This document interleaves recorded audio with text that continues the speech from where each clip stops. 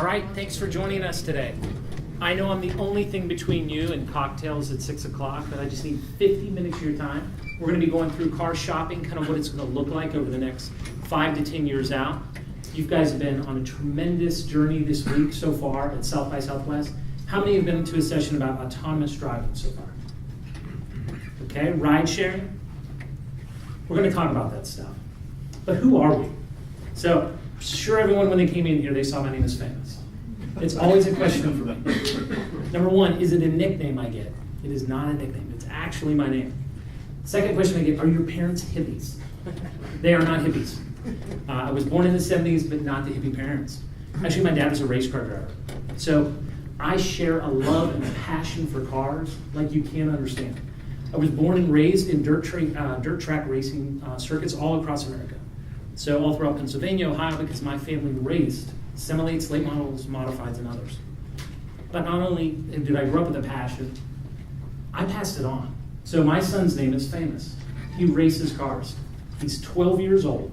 And if you Google me, actually you'll see more about my son racing than you'll see about me. He drove a car at 100 miles an hour at the ages of 9. And he's raced everywhere from Georgia all the way out to California with 6 national championships. We love cars in my household, but it's changing. And we're going to talk a little bit about that. What do I do outside of my fun and my passion for cars? I also work at AutoNation. I spent 6 years in Silicon Valley working for eBay Motors, running North America, and I spent time at Yahoo Autos, running 2 of the largest properties in the US for automotive traffic. Since then, I've had the privilege to come to AutoNation, where we're trying to redefine the way consumers actually engage a retail experience. Starting from shopping and getting all the way through the transaction is our goal. Any other guy? The other shorter dude. So my name is Abram Sirignano, and I lead Fjord New York, which is a design studio. I love design. I've actually been engaged in the design and imagine world since 1999. For the first 6 years, I led a small startup that built custom software from scratch to solve business problems in really unique ways. So back then, taking a very important part of a business process, automating it, designing the experience for both employees and buyers, and then putting it online. So really end-to-end strategy, design, and build, and that was the first 6 years of my career. So very hands-on through the whole life cycle, and I have then got to live through the pain of all of those experiences since then. But the real home for my passion is the design piece of it. How do we create amazing experiences that people want to engage with? Because there is an awful lot of cruft out there in the world that we hate.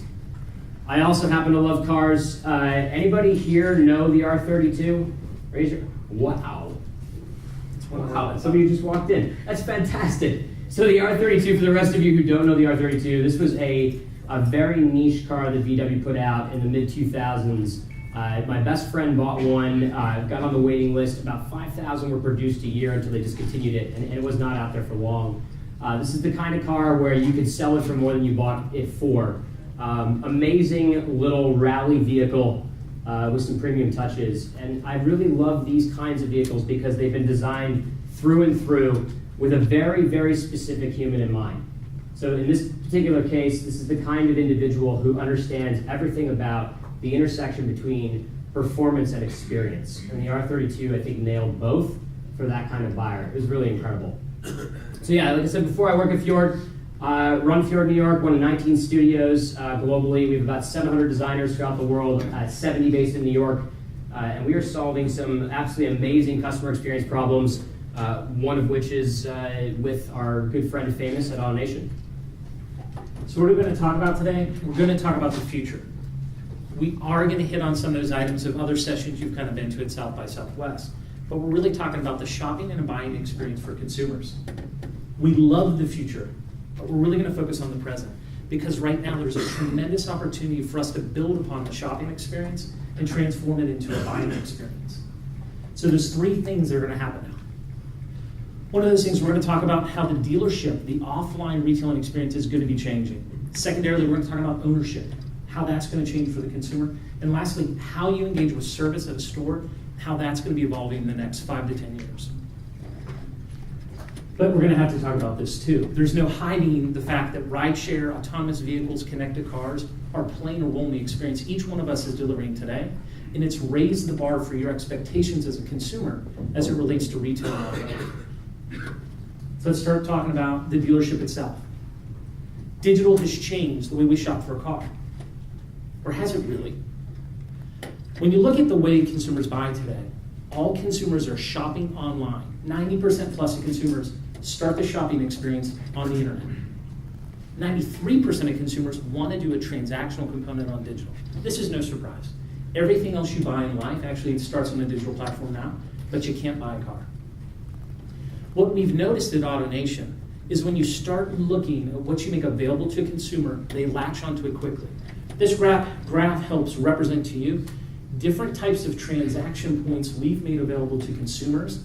As we make it available, consumers adopt it quickly and start submitting leads in. Traditionally, when you look at e-leads, that's been a dying medium for consumers to connect with dealerships. For AutoNation, it's actually been growing, and it's been growing substantially. As we've taken bits and pieces of the transaction and have exposed it online, consumers are quickly adopting. What are these elements? These elements are everything from your trade-in, your finance credit app, your lender approvals. This is looking at things like test drive, appointments, and reservations. A lot of these are first ofs that we've put at AutoNation online, and since we've done it, there's been huge adoption from consumers to prefer that transactional element online so they can do more before they come to the store. What's happened over the past 10 years is really important because if you don't have transactional components available to consumers, you're missing out on the opportunity. 10 years ago, consumers would shop at over 5 dealerships before making a buying decision. Today it's 1 or 2. That means you have one shot as a store to get that consumer to buy that vehicle. And it's important you take it all the opportunity you can from that one chance with the consumer. And the best way to do it is get them engaged in the upfront. What we haven't done is built enough tools online to get the consumer committed to an experience with a specific store. You have low switching costs, low barriers to entry as you go from store to store because you're just shopping online. Those are the hooks we're trying to build at AutoNation for consumers so they can do more before they come to the store, and we have them more engaged because that's what they're trying to do as much as they can online.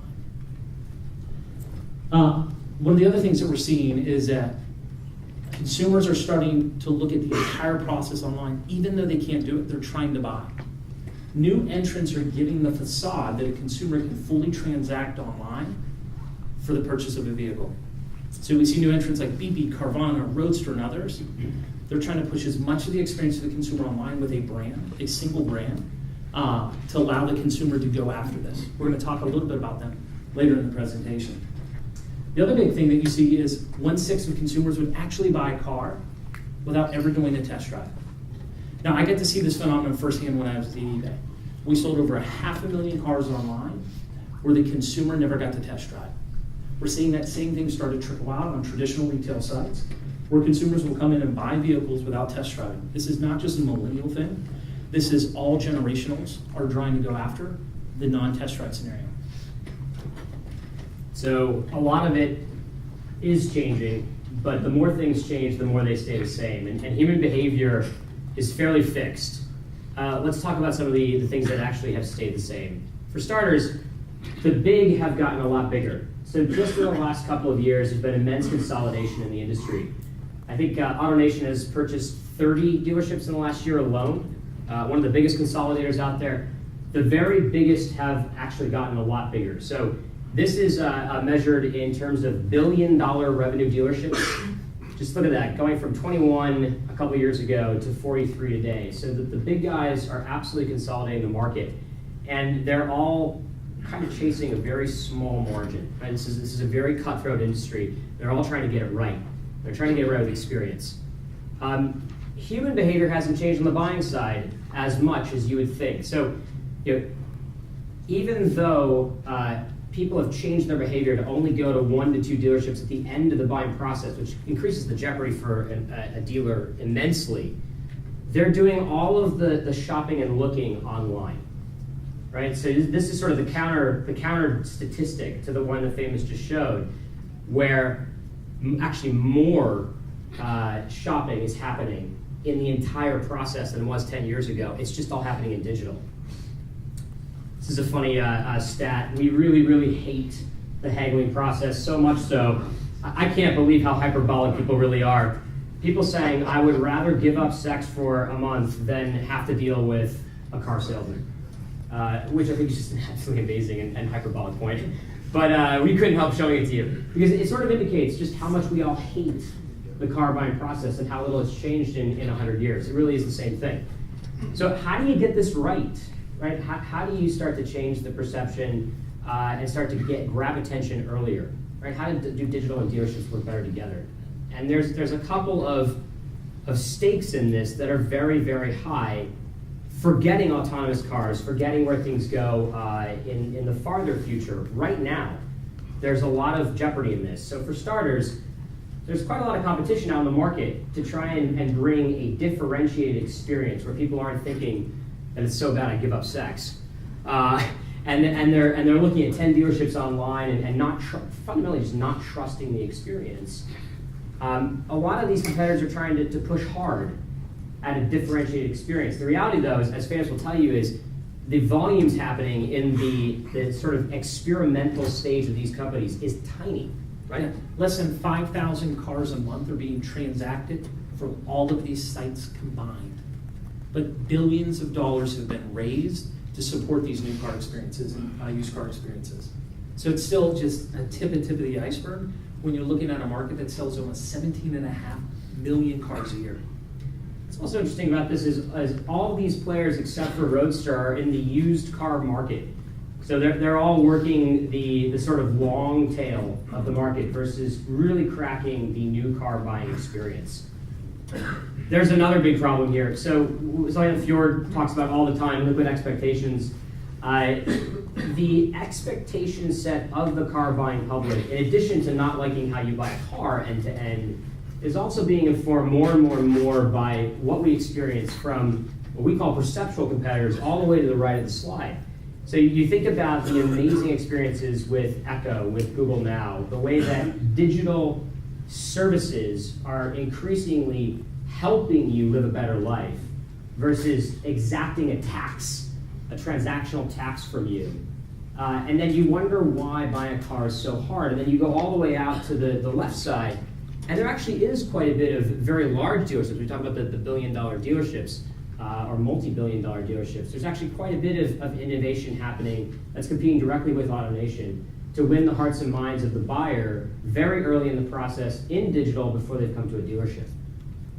So some key things that Famous and I have been learning about and investing in very heavily over the last couple of years. The first one is enhancing the human moments. So we're finding that you can do an awful lot to engage the consumer, not just in a transactional sense, but helping them fall in love with the car they want. And we're going to talk more and more about falling in love with a car as a very key point here. Again, what you've been told about autonomous cars, about ride sharing, about how all of us don't care about our cars. How many of you actually have used the word love right after buying a new car? Raise your hand. Right. So there's still an incredible personal relationship that a lot of us have with our cars. And you're going to see as we keep going that the data backs that up overwhelmingly for North American buyers. We love our cars. They're expressions of ourselves. So how do we enhance the human moments as I start the buying process to really engage that nervous system and that emotional center around the fact that this actually is a falling in love process? Secondly, there are an awful lot of crappy moments, right? And you know, it's not good to mince words. They are, in fact, crappy. So if you think about the negotiation, paperwork, and payment processes in store, there is so much that can be done across all of the competition, frankly. And I think that AutoNation rightly is leading the way with this to drive a lot of that tax, that user experience tax out of the process. Give the consumer a lot more control, start it in digital, start it early in the process, and then lead them through simply and cleanly to the final sale. And finally, for goodness sake, don't push digital when you don't have to. So we're seeing an awful lot of competitors in the space playing with kiosks and tablets and VR. And it's ridiculous because I'm going to come back again and again to this point. And Famous, I'm going to drill this home. If you leave with nothing, you're going to leave with this. They want to fall in love with a car. They would like to own a car. It's a personal expression. So let's get out of the way and let them fall in love. How's it going for you? It's a long journey for us. And three of the things we have to build is, one, we have to build a brand. You gotta imagine this market is 17,000 dealerships nationwide, fragmented industry. Every dealership has its own name. Anyone remember the names Appleway, Autoway, Maroney, Bankspin? Those used to be our local brand names here in the Texas market and Florida market. About 2 years ago, we went on a journey to change all of our store names for imports and domestics to AutoNation. Part of that is laying the foundational groundwork to where we can build a digital experience, aggregate the consumers to look at our 100,000 SKUs of inventory so that they can depend on us as opposed to third parties to deliver the first step of their experience. Consumers, more times than not, will start on AutoTrader, Cars.com, eBay Motors, Yahoo Autos as their first part of their journey to find the car for them. As you can see in the slide right here, several years ago, we had more leads, more sales and opportunities coming from our third parties than our own website. That puts us in a trick bag. How can you control an experience that a consumer starts in someone else's site? So we reverse that. We've pulled off of TrueCar, we've pulled off of Costco, we've really pushed traffic to our own domain. We've actually increased our traffic. Over 25% of our sales actually now come from AutoNation.com and our 300 different OEM mandated sites we control. And now less than 10% of our traffic sits in third parties. You could go to dealerships across this country today and ask the same question. Many will have 35 to 50% of their sales coming from a third party they can't control.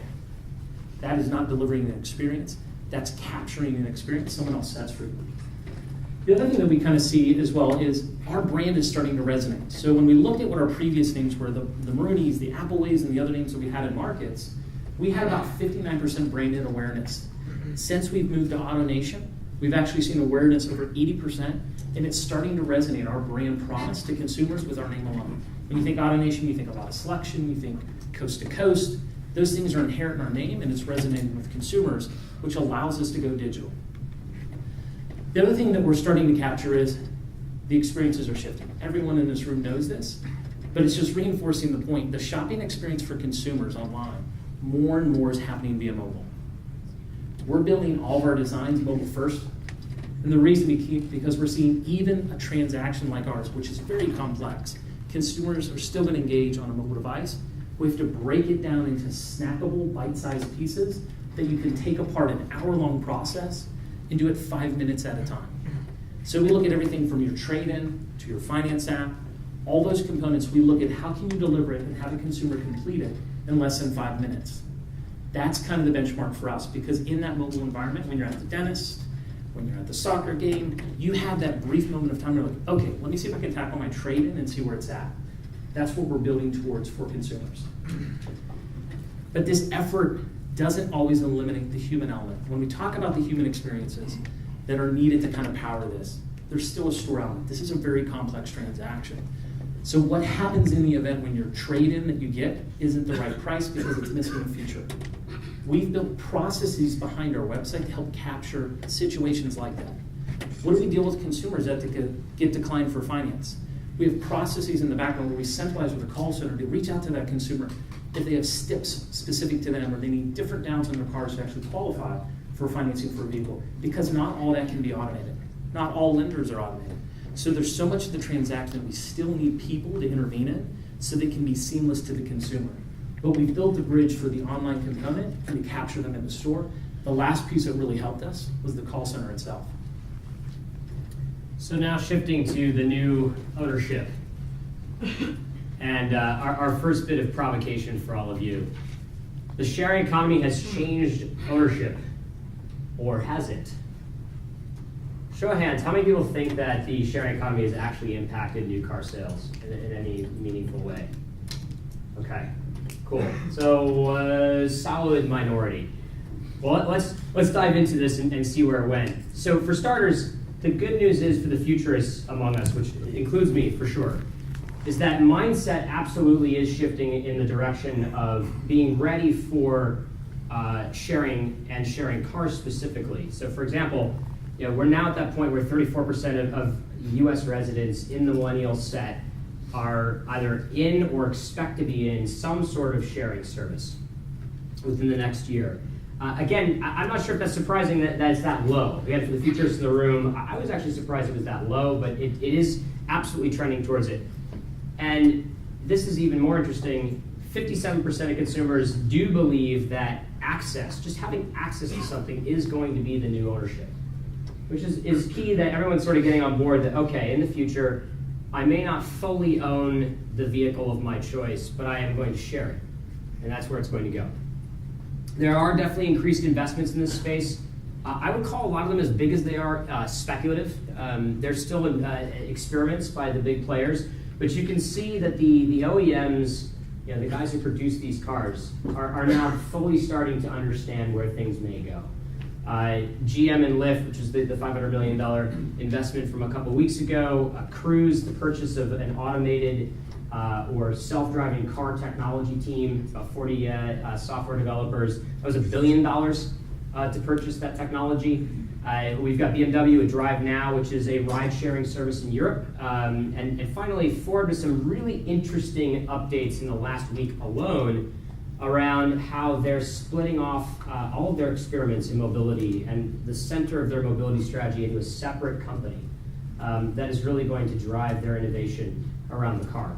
So there's definitely, I think, some momentum here. There's also some new business models that are emerging. We all know mobility as a service. Uber is definitely leading the way here. We all know ride sharing, Uber, Lyft, et cetera, are all playing with this, with Uber Pool as an example. There's some interesting, much smaller plays that I think are going to be explosive in the next 10 years. Car subscriptions, there's actually an innovator in the market doing a very, very small play right now. I think the volumes are tiny, but based in Atlanta, Clutch is playing with this. I think there are some other small players as well as lease sharing. This I think is an absolutely incredible idea, and Ford is actually going to be piloting this in Austin. And this is around the notion that up to sort of 3 to 6 people can share a lease for a car, and therefore obviously the asset underlying that lease, which I think is really, really interesting. And this is very much pushing the boundaries of, if we're all in love with the car, but we can't fully justify the purchase alone, and that lease alone, this is a phenomenally great option for us, right? Because now the 3 to 6 of us who love that, that car can all go in together. This is sort of where it could potentially go. We're seeing most of our research pointing at, by 2030, roughly 30% of the miles being driven in a sharing kind of model. Now, there's a very important point here. We didn't say cars sold, we said miles driven. And the idea here is, once again, it's not necessarily that the volume of new cars sold out into the market is going to drop. It's that there's going to be a steady growth in the market of these ideas like subscriptions that are shared or leases that are shared. But we're still buying new cars. It's not that we aren't owning, we're still owning. We definitely love cars. Yeah, consumers still love cars.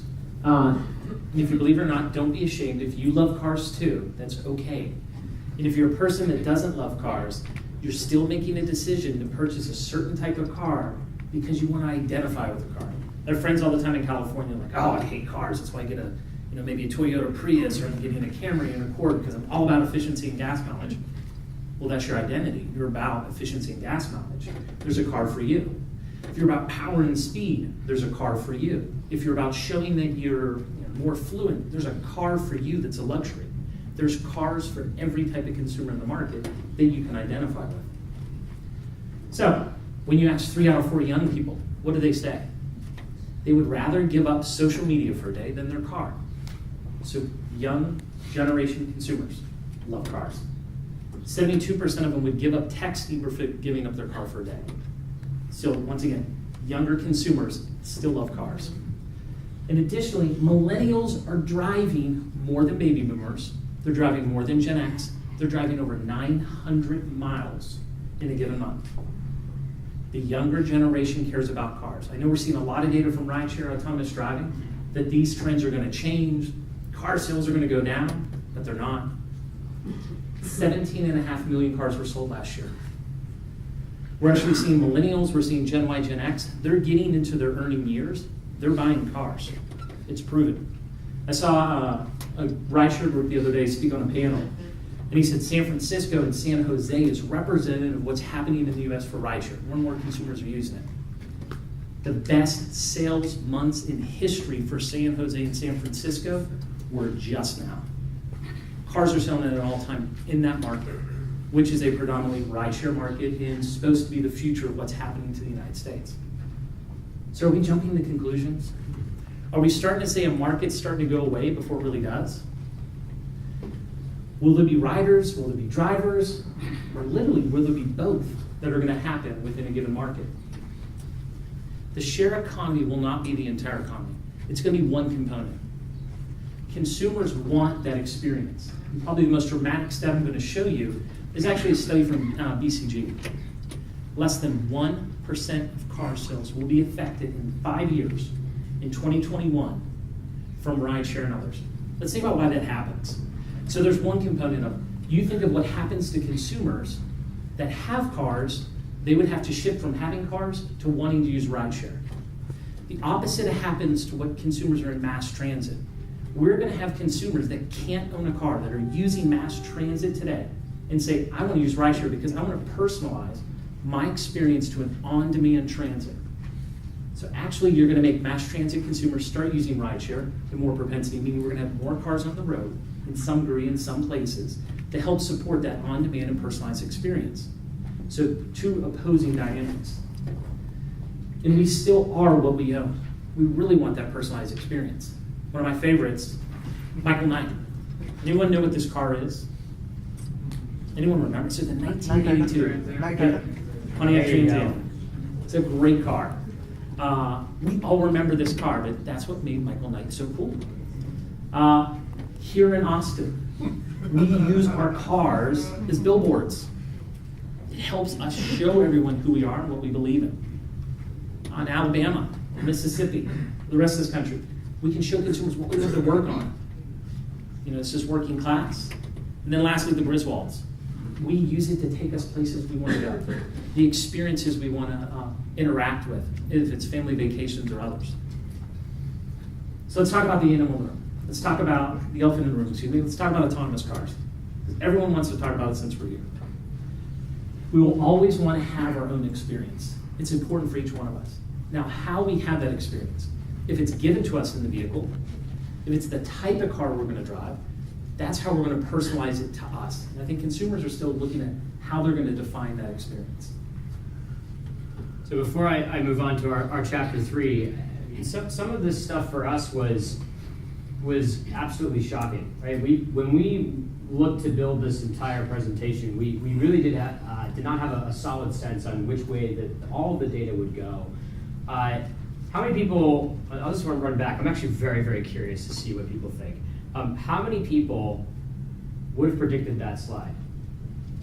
How many people would have predicted, raise your hand if you would have predicted in advance that millennials are driving more than anybody else out on the road today? One person. Right, it's a real stat. All of these stats, we didn't make these up. These are independent third-party studies. This is not coming from our data.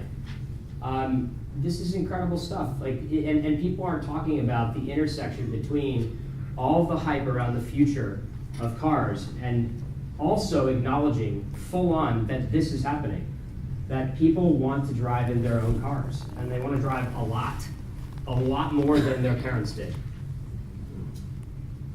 It's really kind of interesting stuff. So let's go on to the new service. So this is where things get really interesting, and this is where I think that the future does kind of intersect a lot more strongly with where things are going and how we get there.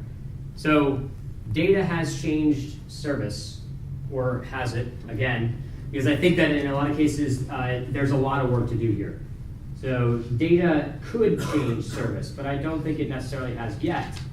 And here's the experience that those millennials driving the 900 plus miles a month are really looking for. They're informed by these kinds of experiences, right? The kind of experiences that are amazingly fast, seamless, there when you need them, proactive, not reactive. The ways in which they allow you to personalize your environments around you and experience things as you want to experience them. This is kind of what it's like. Our cars are not like that, really, from a service perspective, from an experience perspective, at all. I mean, forget going in for repairs. Just think about the core experience of owning the car and how customized you can make that. It's really quite sad that those 17.5 million vehicles, by and large, don't really have a highly customized experience that you can truly develop into a true expression of yourself. So here's where this thing is going, and this is insane. We've got to connect this because people are going to continue buying cars, a lot of them.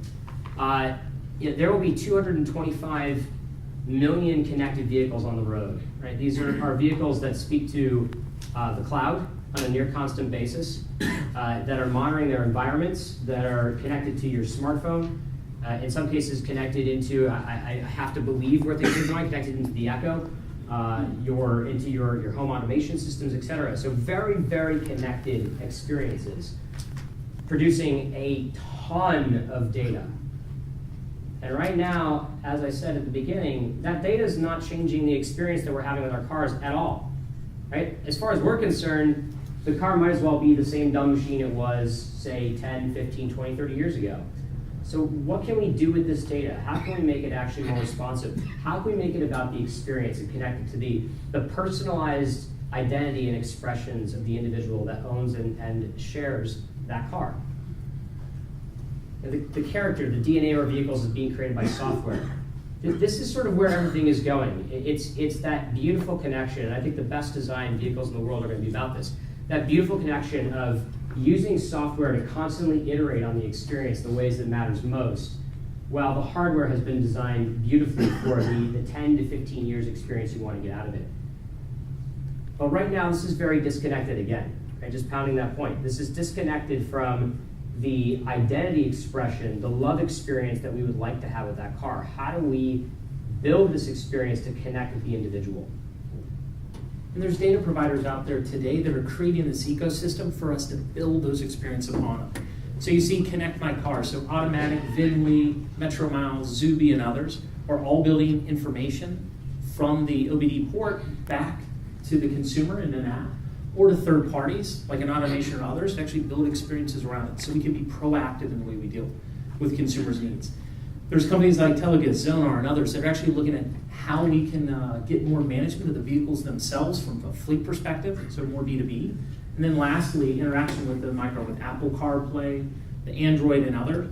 Really, we're trying to build services that best personalize or customize the experience for consumers. We're not taking advantage of these things fully, and I think there's ways for us to do it. So one of these great quotes this actually came from The Economist. It really talks about how we're bundling all these services together, but we haven't really built a language for all of it to connect necessarily. And we're also lacking right now all the different brands that could be in the car and represent what it could mean for a consumer. Here in Texas, we have a unique situation. This market of trucks has more trims, meaning different versions of trucks you can buy, than any other state in America. It's very unique. There is actually 60 specific trim levels for trucks in this state. You've seen the King Ranch edition truck, I'm sure, on the road. You've probably seen Eddie Bauer edition vehicles, Harley Davidson. Some of those trucks are only made for this state because you have such an enthusiast market for truck sales here. But it's talking to that. How do we customize and personalize the experience for the consumer that they want? So we really need to redefine how we do business with consumers. With this data, with the right UI, we have a chance to give a consumer a different type of experience. Right now, today, the automotive OEMs are releasing a car every 3 to 4 years. Software is releasing every 3 to 4 weeks, every 1 to 2 weeks as we move closer and closer to more agile methodologies. Those roads are starting to intersect. When will we start to see that convergence, a faster iterative design on vehicles being impacted, and when can we get more of the technology that's being made available into vehicles as well? So we see this paradigm happening. And so it's many times we're seeing car companies that sell services, and we're starting to see service companies that sell cars. Google, Uber, and others, will they get into this market? Obviously, yes, to some degree. I think we're going to see more and more of that happening. As people start to look at cars and construction and say, you know what? I can build the right service, the right experience. Now I just have to build the car itself. That may be more simpler than many times the OEM having to cross the other boundary, which is how do I deliver better services back up to the consumer experience? So this is the end of our presentation. We'd love to answer any questions you guys have. We hope this was thought-provoking for everyone. And a lot of this data is some new information kind of being presented out. So love to take anything you have. Go ahead. Okay, so when we talk about the whole experience of buying a car, it's more kind of a fishing. So I go on the website, I see an advertisement, I click on this one, I go to the local dealer, and that's it. Are you doing any predictive analytics or data sciences that to reach directly like a mass mailing or something to the customers? You don't know in advance this person might need a new car or something? Yeah, so there's actually there's 3 tracks a consumer goes through before they buy a car. So you're either one in the market for a car because the vehicle you own today you have equity in. So your first thought is, what is the trade-in value of my vehicle? There's a lot of predictive analytics that says, when we know you're right side up in a car, meaning you have equity in it, we can market to you based on DMV data and other things like that. The second thing that puts you in the market for a car is, hey, I could get approved for financing. So I've cleaned up my credit, I've gotten a new job, so there's been a change in my compensation. So consumers will come in trying to get approved for financing first before they even pick a car. So there's predictive models in that where you look at behaviors of consumers that they've changed. Things like moving to a new home, getting a new job, your neighbor buying a new car. Those are all great predictive signals that tell you that someone potentially could be in the market for a car. Then the third type is you have a specific car you want to buy. And actually, that's the lowest of 3 in many instances. Many times you start looking at an exact car until you've solved the other 2 issues. And a lot of that is predictive as well as shopping behaviors of consumers as they're online, looking from VIN to VIN. Those become signals to us that consumers are in market for a car. And so those are the 3 items we look at today. Yes? Hello, my name is Alexander. I'm not North American. I am a Brazilian guy. And I am responsible for a French car brand in Brazil, Citroën. You don't like French cars. Yes. So, first of all, thank you for your presentation, very good. I already saw one of these data in Google or Play, something like that. But it's very interesting because my point of view, actually, most of the brands in Brazil has different views compared to you. We believe that, for example, dealers not exist anymore in the next 5 or 6 years. We start some projects for e-commerce, like we already have it, for example, for Peugeot Citroën in England. And we believe, for example, that millennials love cars, but they don't want anymore buy cars. They want just use the cars. So I'd like to know about you, if you have some different studies and research from other countries or only for your country, because it's really opposite. In Brazil, our market has dropped 45%. So it actually, from 2014 to 2016, it's unbelievable. We are talking about in complete words. yeah. I really believe that North Americans, love more cars than us in South, but we are living a huge world, and we are talking about companies, for example, European companies, Japanese companies that work with other countries also. So Yep. that's it. Yeah, let me break down your question and your statements in a couple sections. So when I was at eBay, we actually looked across the globe to say each country is in a different level of maturity for its given market because they deal with consumer needs and demands differently. Also, the distribution model in every country is actually quite different as well. US actually benefits, or dealerships benefit from very stringent franchise laws that give us the right to market the vehicles that were established over 100 years ago. So the distribution of our products is very unique relative to the rest of the world. Additionally, in the US, which is very different, we actually have vehicles in inventory at the stores. So Brazil, Europe, many of the other countries don't have as much new car vehicles available at stores. It's more of an in-demand market versus here in the US where we try to push out inventory to consumers based on what's in stock. So there are a lot of differences as you look from country to country, but there's also the maturity and passion for the vehicles, which deals a lot with economics. So China is starting to mature a middle class. That middle class can actually purchase cars, so you're starting to see huge burgeoning growth within car purchases in China. Same with Brazil. Middle class is growing rapidly in Brazil right now, so you're seeing this middle class come to maturity to where they can actually buy new vehicles, and financing and other things are becoming available that it starts attracting consumers. But the distribution model in Brazil is so different than here in the US. It's created a different way to buy cars, which is actually phenomenal to some degree.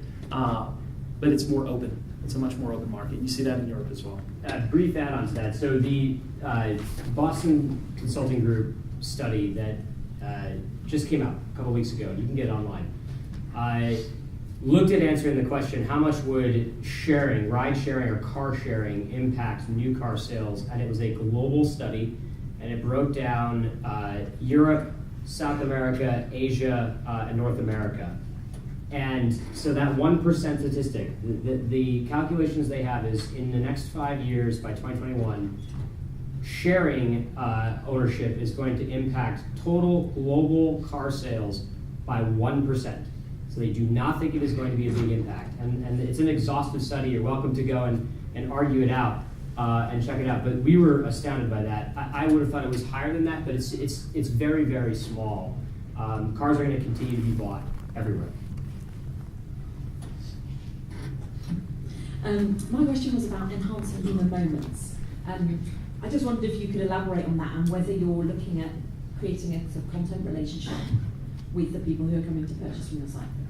Yeah, I think there are a couple opportunities there. We're calling them signature moments as well in automation. So there's some things you love to do at a car dealership. Number one thing you love to do at a car dealership is do a test drive.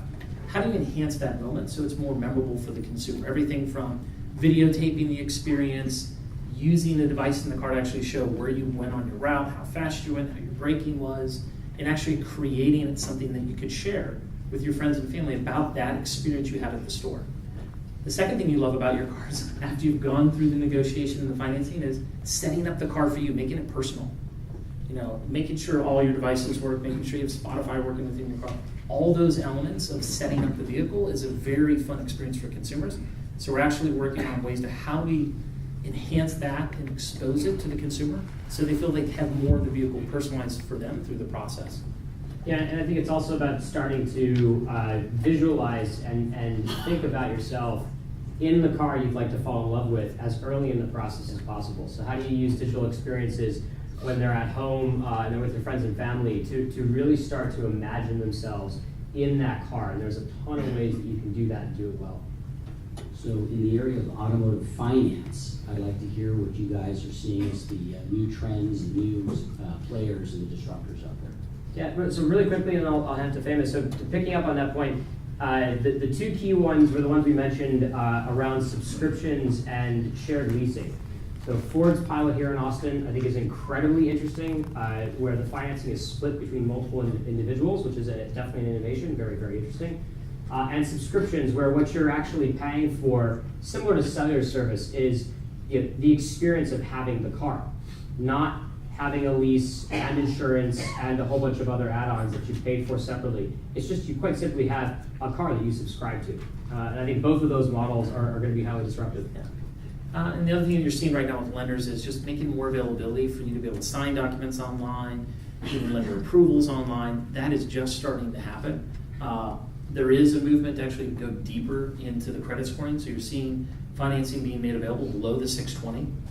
Which gets us kind of where we were at before 2007. I don't think it'll go deeper than it did then. However, you're starting to see a little bit of widening of the incentives as well as the financing to get more consumers into purchase this year for sure. You showed that the digital experience of the car is very important in the value perception of the car, and you also showed that the digital experience is also very important in selling the car. I was wondering, as a retailer, would you have to reach at a certain time the point where you start selling software where practically the digital part of the car? It's a great question. I think we're all trying to figure out, as you create car connectivity, can a brand like a dealership group or an automotive retailer actually own that experience and say, you know what, for consumers, I'm your whole car ownership experience for you. It's where I'll take care of your service, I'll provide you insurance and all those pieces. Now, I've come to that conclusion at AutoNation, but I think that's a chapter that's still yet to be written, that one of us could. Carvana's, BD's, and others, do they extend into that? Not sure. But I think that's the opportunity we have now that you have connected cars to start building that experience and owning that entire ownership for a consumer. Yeah, I mean, my challenge to the OEMs and to automotive retailers, broadly speaking, would be how do you start to own the strategy and the delivery via design of a great experience in the software. So what you're actually selling is a subscription, yes, to 4 wheels that moves you from point to point B, but really a highly personalized, truly customized experience via the software in the car that extends out to all the hardware as well. So I think the sharing community, you know, obviously with millennials who say driving more miles, I think that they also tend to be more of the staff of that driving community. So I think, you know, a lot of my friends are people who drive Lyft, that drive Uber, that, you know, drive for favor, drive, you know, so that on-demand sharing economy, we are obviously probably the biggest bulk of the users, but also the biggest bulk of the providers. And how do you kind of work tandem with like maybe a favor or an Uber kind of drive that economy and make sure that cars are the delivery method and that it's one person per car? You want to take it first? So and let me repeat the question. So you're asking, how do the automotive retailers actually work with the Ubers of the world and others? I mean, it's not To enable? necessarily just a partnership, but I think the on-demand economy goes hand in hand, obviously, with that. So it's not that we're getting rid of our cars only to use somebody else's car, Right. but using our cars to do a lot for our own business. I Are those think that's- miles so high because people are driving for work, or is that number all? Yeah, that's a good question. Like, is that influence that only millennials? But yeah, the population that I've seen driving for Uber and Lyft and others, I haven't seen that skewed dramatically against kind of what the traditional population segmentation is. It's not only millennials and Gen X driving. I mean, you see a lot of baby boomers. I mean, heck, I was in a Lyft yesterday. Yeah, I was in a Lyft yesterday with a starving musician that was a stay-at-home dad for 6 years and just got back into riding because his daughter's trying to go to college and he's trying to save up for college. I'm like, man, it's a great way to make money on the side to actually prepare financially. But you see it all across. So it may be disproportion, which could drive some of that, but I don't think it's having a big enough effect today based on where we're at on adoption. Well, the thing I will add, and there's some interesting ways that all this can play when you think about the strategy of distributing cars out into the population. I can completely see the Ubers and Lyfts of the world becoming major dealerships or retailers in their own right, in the sense that they would just be sort of reacting to market demand around what I'd like to buy is, you know, a car I'm going to use to drive people around and make money and cover the costs, and I'll use it myself when I'm not.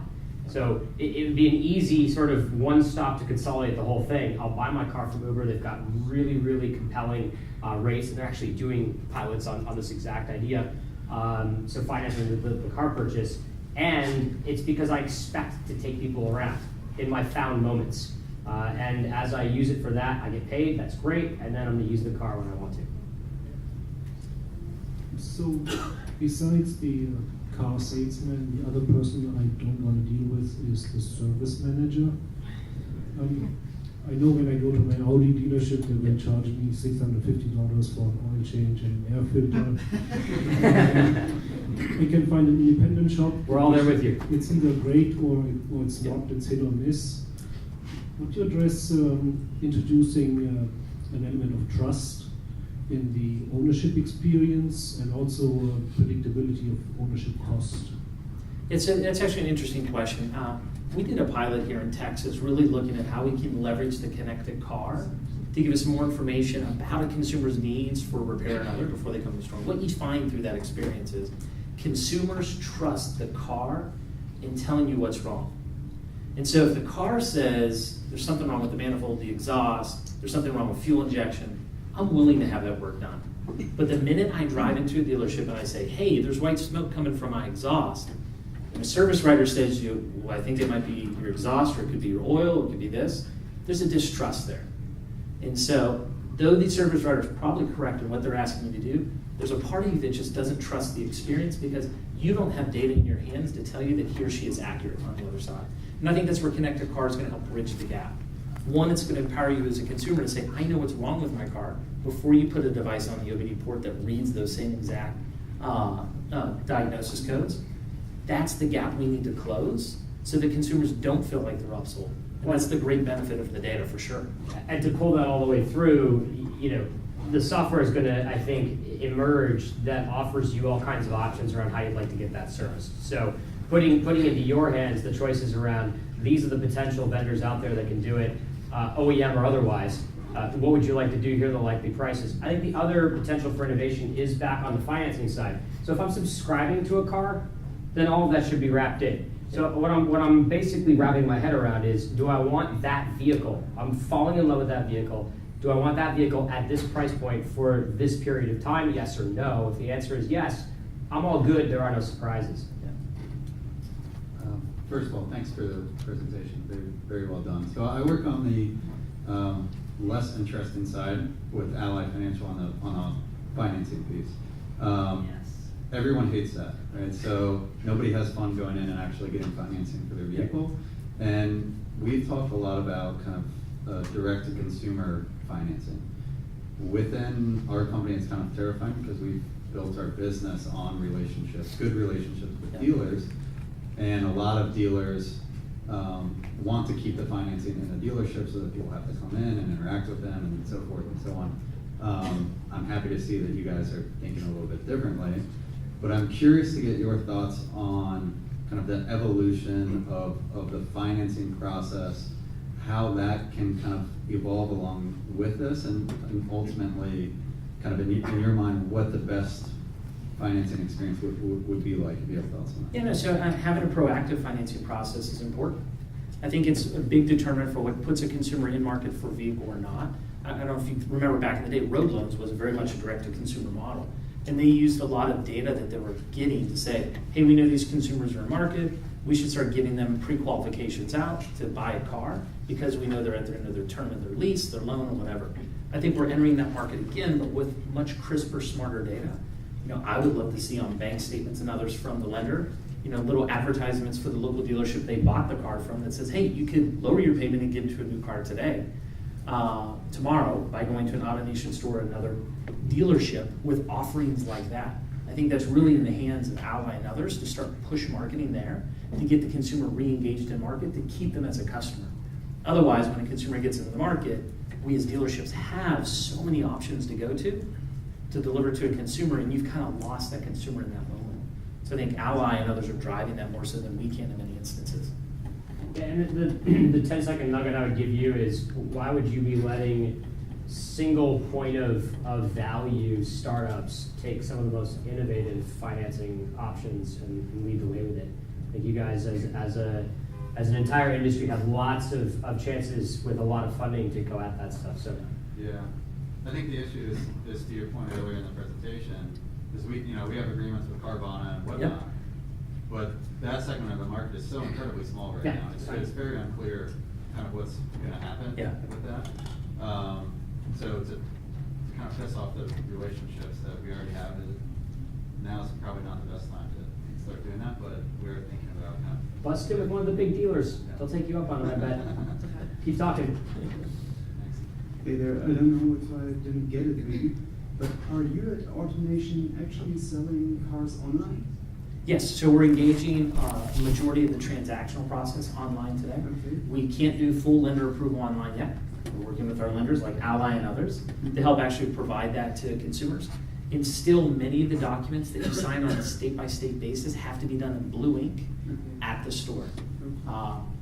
It's going to be hard to ever get to where it's fully online, but we can do an entire transaction online and over the phone and deliver the car to your home in any of the states that we are licensed to do business in.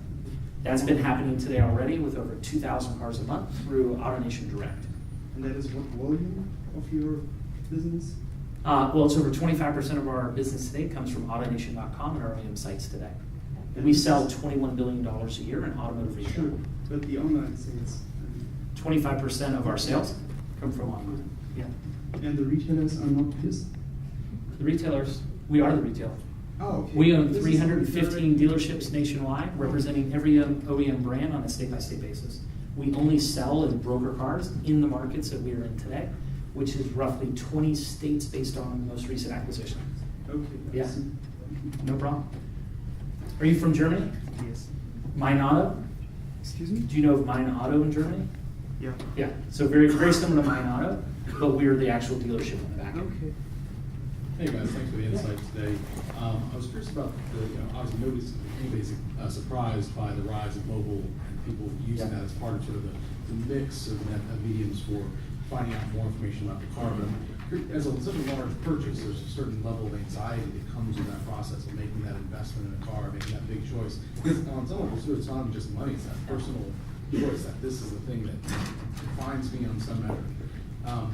Do you see that as being possible to take all the way through consideration, all the way through purchase on a mobile device, when a mobile device is just that little tiny screen? Or is it just the thing that leads to the ultimate visit of the shop? So I personally do. And I agree. Yeah.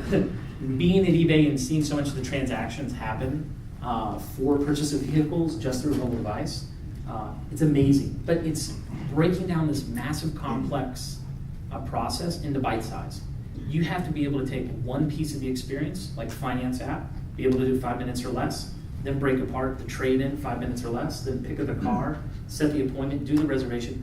All those pieces have to be mobile first, and that they're 5 minutes or less to do that transaction element, as opposed to saying to someone, okay, let's go from soup to nuts on a mobile device, end to end, and let's get you out the door. No, it's going to be in bite-sized pieces throughout the entire experience. So like mobile first, micro moments. Right? Absolutely. Yeah, so it's snackable moments. So Yeah. coming from the design world, I've been taught two things about car buying throughout this experience over the last 2 years with Famous. Number one, as with everything else, our own personal bias is likely untrue about the market at large. So whatever we think is correct is likely to be proven wrong by a sizable minority or majority of the people out there. I personally could not imagine being on a smartphone and going through the buying process. A tablet would be about as close as I would get. I'd be personally more comfortable on a laptop. Time and time again, the research and the stats are showing us that that's not the case for a giant chunk of people. So, okay, this is what the market wants. The second quick point is, it is about these snackable moments that chain together that are remembered by the experience, which is the key point. So how do you make it so that the person is going to go through the trouble of saving it or locking it away somewhere?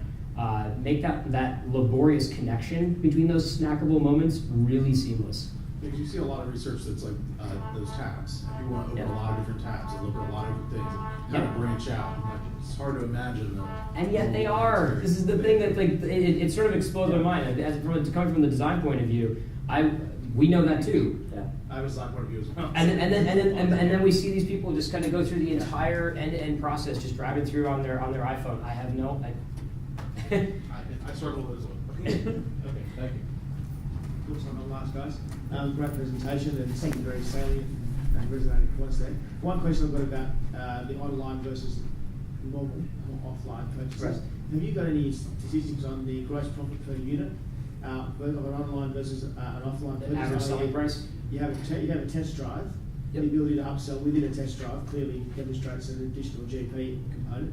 Is there something that the ability to do that in the personal context of having the drive, you know, they come in on a base model, you get them into to the GXLE, Right. and they go, oh, I didn't realize I didn't get Bluetooth in that one, etc. So losing the upsell in digital is the correct. question. Yeah, is there any stats on that at the moment? That's quite new and this is a And question. then there's less data on the upsell opportunity, or what we call CFS products upselling, like extended warranties, tire wheel protection packages, things like that. There's more data that says the price you set online is more indicative of what the final PVRs you're going to get for a car. So that's the profit per vehicle. And so it all depends on your pricing strategy. And so that varies between new and used at AutoNation. You'll hear a lot of dealerships being one price. If you're truly a one price store in your online, it'll play to that. You won't see a difference between your online and offline because you're a one price store. But when you're someone like an AutoNation that may have different pricing models based on a given market, it varies from state to state. Yeah, your value chain component, where you make your grosses across the board. And I don't think, again, AutoNation, we have a unique ability to see a lot of the market's data because there's over 30 OEMs that are supported across 300 plus dealerships. So it's a giant data set. What I would say, just generally getting back at your question from the design point of view on this, our customer experience point of view, is people who are still undecided will be undecided no matter what you do in digital when they come in to have the dealership experience. You'll have that opportunity. It's called great customer experience there, great selling techniques. You're going to work it out. People who already know what they want, and what they're doing in digital is just price shopping. They're working out, their sense of the market and how much faith they have in the market, Then they're narrowing down to a couple of dealerships and going. Thank you for your time. Appreciate all the Thank you, questions. everybody. Appreciate it.